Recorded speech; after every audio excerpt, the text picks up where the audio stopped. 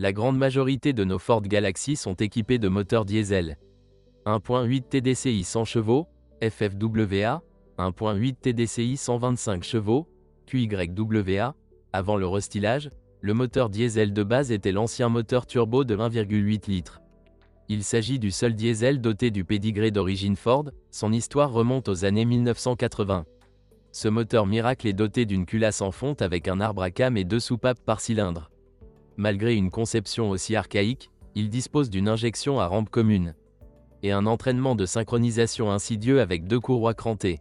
De plus, la courroie crantée inférieure de ces moteurs est apparue en octobre 2007 et a remplacé une cassette à 2 chaînes à rouleau parallèle, 1 198 056. La courroie de distribution inférieure, 1 562 244, est aspergée d'huile, c'est-à-dire la courroie, humide, sur les moteurs Ford est apparue précisément sur le moteur 1.8 TDCi plusieurs années avant l'apparition des EcoBoost de petite cylindrée. Il est triste que parfois les propriétaires ne connaissent pas l'existence d'une telle courroie humide dans un moteur diesel, donc après 200 000 km, le moteur s'est souvent arrêté précisément à cause de la rupture d'une telle courroie cachée. Eh bien, en général, le moteur 1.8 TDCi a ses fans, car il n'a pas d'autre point faible particulier. Bien que le système de carburant Siemens nécessite un entretien minutieux, les injecteurs piézoélectriques, bien que très durables, sont coûteux à réparer. 2.0 TDCi, KLWA, TYWA, 115 chevaux 2.0 TDCi, AZWC, UKWA, 136 chevaux 2.0 TDCi, QXWC, UFWA, QXWA, QXWB, 140 chevaux 2.0 TDCi, TXWA, 163 chevaux. 2.2 TDCi, Q4WA, Q4BA, 175 chevaux 2.2 TDCi, KNWA, 200 chevaux. Le plus souvent, cette mini-fourgonnette est équipée d'un turbodiesel de 2 litres. Ce moteur, comme tous les autres moteurs diesel disponibles pour le Galaxy, est d'origine française. Il s'agit du bon vieux DW10 Coulomb de Peugeot, Citroën. Le moteur de 2,2 litres est son plus proche parent, dans l'original il s'appelle DW12. Les moteurs de 2 litres sont principalement équipés d'un système de carburant Delphi, Siemens est moins courant. Les moteurs de 2,2 litres utilisent un système de carburant Bosch avec des injecteurs piézoélectriques. Sur les moteurs diesel de 2 litres d'une puissance allant jusqu'à 140 chevaux. La turbine est à géométrie variable avec un actionneur à vide. Souvent, la turbine ne gonfle pas en raison d'un dysfonctionnement de la soupape à vide électrique, 701 771 010, 9 652 997 580, ou d'un tuyau éclaté après le refroidisseur intermédiaire, tout l'air gonflé s'échappe simplement de la fissure.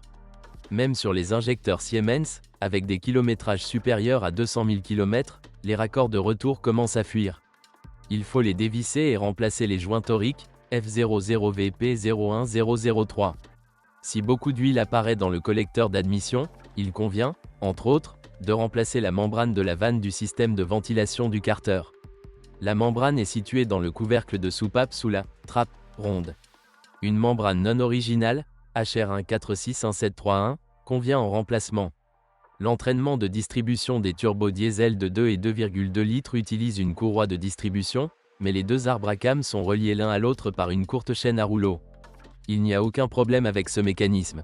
De plus, si la courroie de distribution casse brutalement à bas régime, le moteur survivra assez bien à un tel problème, les soupapes ne se plieront pas, mais les culbuteurs et compensateurs hydrauliques cassés devront être remplacés. En général, les moteurs diesel français sont bons et durables. 1.6 TDCi, T1WA, T1WB, 115 chevaux. Après restylage, le turbodiesel allemand de 1,8 litres a été remplacé par un turbodiesel français de 1,6 litres. Il s'agit d'un moteur très courant portant la désignation DV6 dans sa modification ultérieure avec une culasse à 8 soupapes. En un mot, c'est un excellent moteur. Il est peut-être un peu faible pour une mini-fourgonnette européenne pleine grandeur, mais il est très fiable. La part de l'essence Galaxy est minime. Il existe généralement des modèles de pré-stylisme avec des 4 essences atmosphériques de 2,0 et 2,3 litres. Nous avons des critiques détaillées de ces moteurs sur notre chaîne. En principe, ils sont très simples et sans prétention. Mais les propriétaires doivent être conscients des volets de leur collecteur d'admission et du fait que les chaînes de distribution sont prêtes à vibrer à un kilométrage de 250 000 km, bien qu'il existe des cas où cette chaîne saute et atteint son seuil de rentabilité sur des courses d'environ 150 000 km. Et même en économisant de l'huile moteur, ces moteurs commencent facilement à la consommer en raison de la présence de segments de piston. À propos, littéralement toutes les Ford équipées d'un moteur à essence ont subi le remplacement du module de pompe à carburant submersible, 1 769 835, ces broches centrales surchauffent et fondent. De plus, les broches de la prise situées sur le côté du faisceau de câble grillent également. Les nouvelles pompes submersibles coûtent entre 90 $ et plus de 400 $ pour un équivalent d'usine complet. À propos, dans le plancher du Galaxy, comme sur les autres modèles Ford, il n'y a pas de trappe pour accéder à la pompe à carburant. Selon les instructions, vous devez retirer le réservoir. Les gens ont simplement découpé une trappe sous le siège droit de la rangée du milieu. 1.6 EcoBoost, JTWA, JTWB, 160 chevaux. 2.0 EcoBoost, TNWA, 200 chevaux. Après le restylage, le Ford Galaxy a acquis des moteurs entièrement nouveaux, des EcoBoost turbocompressés. Les mini-fourgonnettes équipées de tels moteurs sont très rares. Le succès dans la possession de ces moteurs dépend de l'entretien, de la qualité de l'huile et de la qualité de l'essence. Dans les premières années, les pistons de ces moteurs éclataient facilement et une surchauffe se produisait à cause de radiateurs sales. Si vous prenez un Galaxy avec EcoBoost, alors seulement un Galaxy bien entretenu avec un historique documenté. AF21, Aisin AWTF80SC65. Transmission automatique. Le Ford Galaxy était équipé d'une boîte à 6 vitesses. Japonais, automatique. Cette transmission est livrée de série avec un moteur à essence de 2,3 litres et est disponible avec un turbodiesel de 2 litres développant 140 chevaux. C'est un ensemble agréable, durable et réparable. Il dure plus de 300 000 km si une vidange partielle est effectuée tous les 60 000 km. PowerShift 6 DCT 450 MPS6. Après restylage, le Ford Galaxy est passé à la transmission PowerShift, à savoir sa version humide 6 DCT 450. Cette unité parcourt généralement environ 250 000 km.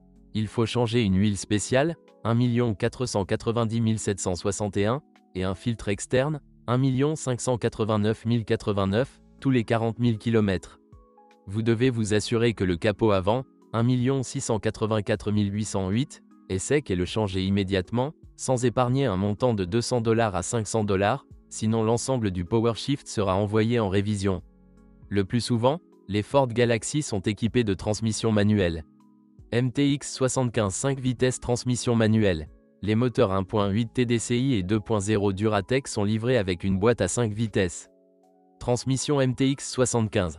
Il fuit souvent à travers les joints. Il ne faut pas l'ignorer, changer les joints, ajouter ou vidanger complètement l'huile. MMT6 6 vitesses transmission manuelle. M66 6 vitesses transmission manuelle. 6 vitesses fonctionnent avec d'autres moteurs. Boîte de vitesse manuelle. Habituellement, aucune question ne se pose pour eux. Toutes les versions Galaxy manuelles et PowerShift sont équipées de volants bimasses. De tels volants d'inertie durent généralement bien plus de 250 000 km et, une fois remplacés, vous devrez payer jusqu'à 900 $ rien que pour le DMM lui-même. Les supports du groupe motopropulseur du Ford Galaxy fonctionnent bien, plus de 200 000 km. Les supports hydrauliques droits, 1 844 608 et 1 723 144, se ressemblent pour les moteurs à essence et diesel, mais sont conçus pour des charges différentes. Ils s'affaissent avec le temps et coûtent entre 80 et 300 $.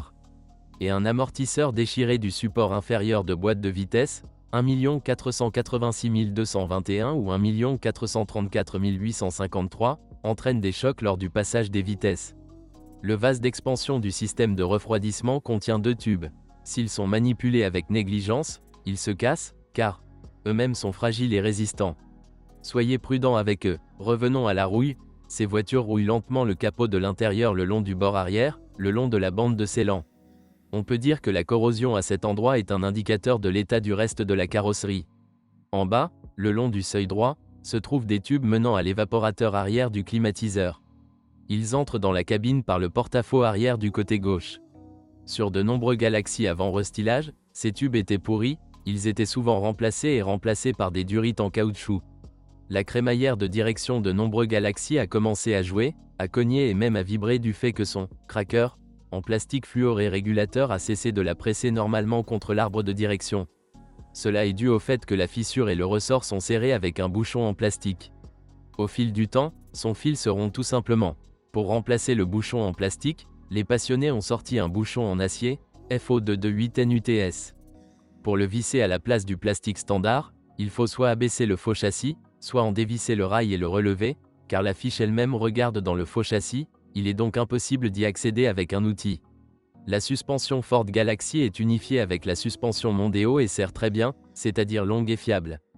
Les barres stabilisatrices avant d'origine, 1 377 849, durent jusqu'à 100 000 km, mais elles coûtent aujourd'hui $70 et les remplacements coûtent entre $7 et $25.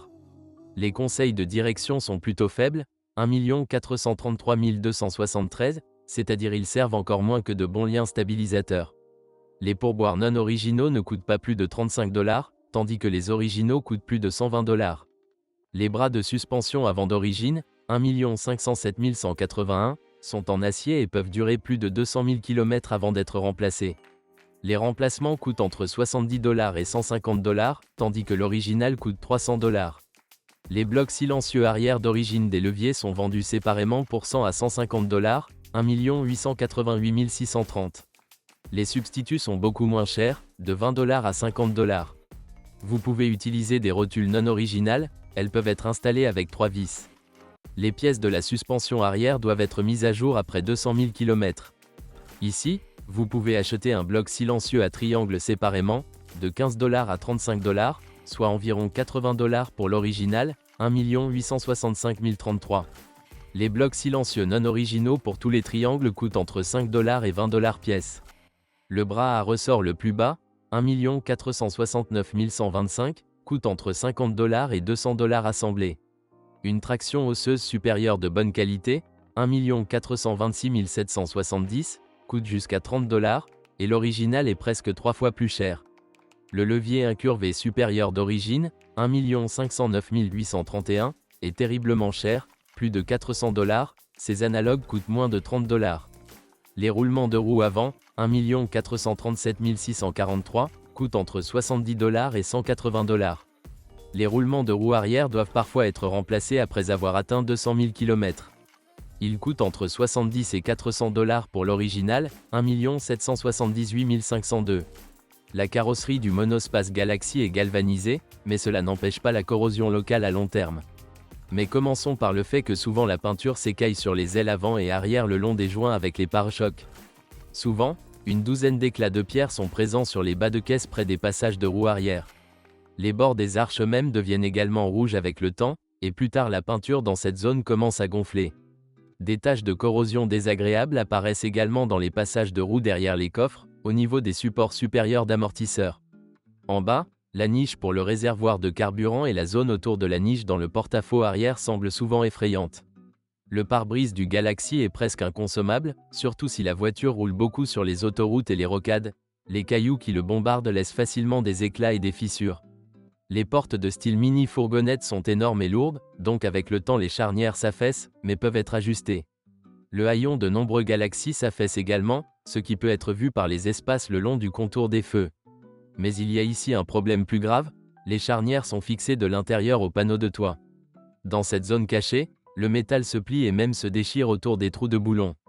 Ce problème peut être corrigé en ajoutant des plaques de support préformées. Bien que le plus souvent, ils ajoutent simplement des rondelles sous les paires de boulons extérieurs, c'est-à-dire boulons du côté du couvercle du coffre, pas du toit. Si la porte du coffre vibre, vous devrez remplacer les butées de poussée, 1 437 707 et 1 437 708. Elles sont situées dans l'ouverture du coffre juste en dessous des feux et se fissurent sérieusement avec l'âge. Sur la porte elle-même se trouvent des butées adjacentes au tampon en position fermée de la porte. Ils sont en plastique, 1 524 372, et ne nécessitent généralement pas de remplacement. Au fil du temps, après la pluie ou après un lavage, des signes d'humidité apparaissent sur le ciel de toit. L'eau s'infiltre à l'intérieur par le mastic fissuré sous les fixations des moulures situées dans les gouttières du toit. Une fissure apparaît également à la jonction des panneaux latéraux et supérieurs de carrosserie dans l'ouverture du coffre de la porte arrière, ce joint s'étend des gouttières jusqu'à l'ouverture du coffre. Ces zones doivent être refermées. Sur les Galaxy d'avant en restylage, le bras d'essuie-glace arrière n'est pas recouvert de plastique. Avec le temps, le revêtement noir en tombe. Il peut être remplacé par une laisse de Peugeot 307, 6429. T1, l'original ou un analogue coûte 15 à 20 $. Cela ressemblera exactement à cette voiture restylée. Avec l'âge, des maladies classiques liées à l'âge surviennent avec les phares, opacification des abat-jours et grillage des réflecteurs de lentilles dans l'optique au xénon. Dans les niveaux de finition riches, le Ford Galaxy est équipé d'un servomoteur pour les rétroviseurs rabattables. Habituellement, ces mécanismes restent bloqués et nécessitent simplement une lubrification supplémentaire. Mais pour ce faire, mieux vaut démonter les boîtiers de rétroviseur, accéder à la boîte de vitesse et la lubrifier. Moins souvent, le moteur électrique tombe en panne ou même le support du miroir en s'illumine se brise. L'état de l'intérieur du Ford Galaxy reflète l'intensité et le soin de son utilisation. Tout ce qui est peint en argent ou recouvert de vernis noir sera inévitablement rayé, notamment les inserts argentés sur les poignées de porte. Le décor métallique du volant gonfle peu à peu. Aujourd'hui, de telles choses apparaissent dans le Galaxy pré-restylé, et dans ces voitures plus récentes, l'intérieur semble plus agréable. Les boutons de chauffage des sièges avant inopérants peuvent être nettoyés, la saleté s'accumule dans le groupe de contact. Vous pouvez également en acheter de nouveaux non originaux en provenance de Chine. Une trousse avec un couvercle à charnière en haut de la console centrale déçoit parfois car l'axe du ressort se brise, ce qui soulève le couvercle lorsqu'on appuie dessus. Le levier du frein de stationnement de ces monospaces est parfois surprenant dans la mesure où il ne peut pas être desserré. La raison est un câble cassé du bouton de verrouillage. Même sur le terrain, vous pouvez démonter la console, en commençant par l'arrière, pour accéder au verrou à levier et le déverrouiller. Vous pouvez sélectionner et fabriquer le câble vous-même. Le bouton de déverrouillage du sélecteur de transmission automatique se brise. Le bouton continue généralement à tenir fragile, mais le levier bouge librement, c'est-à-dire sans être figé dans leur position. Une nouvelle poignée, ou plutôt le bouton sélecteur, peut être acheté en Chine et remplacé. Bien qu'il existe une autre option pour coller ces attaches. À kilométrage élevé, le ventilateur intérieur peut bourdonner, grincer ou simplement se bloquer. Il est situé à l'intérieur de la console centrale, mais il n'est pas trop difficile à atteindre. Un ventilateur neuf coûte entre 40 et 300 $ pour l'original, 1 716 612. Et si le poêle ne chauffe plus comme avant, il est fort probable que son poêle soit bouché. Ce radiateur est également situé dans les profondeurs de la console centrale, mais au niveau du sol. À un kilométrage élevé, le tableau de bord peut littéralement s'assombrir et ses flèches cesseront de fonctionner. Ce problème est résolu en soudant les contacts sur son circuit imprimé. Les professionnels peuvent le faire en quelques heures, y compris le retrait et l'installation du rangement.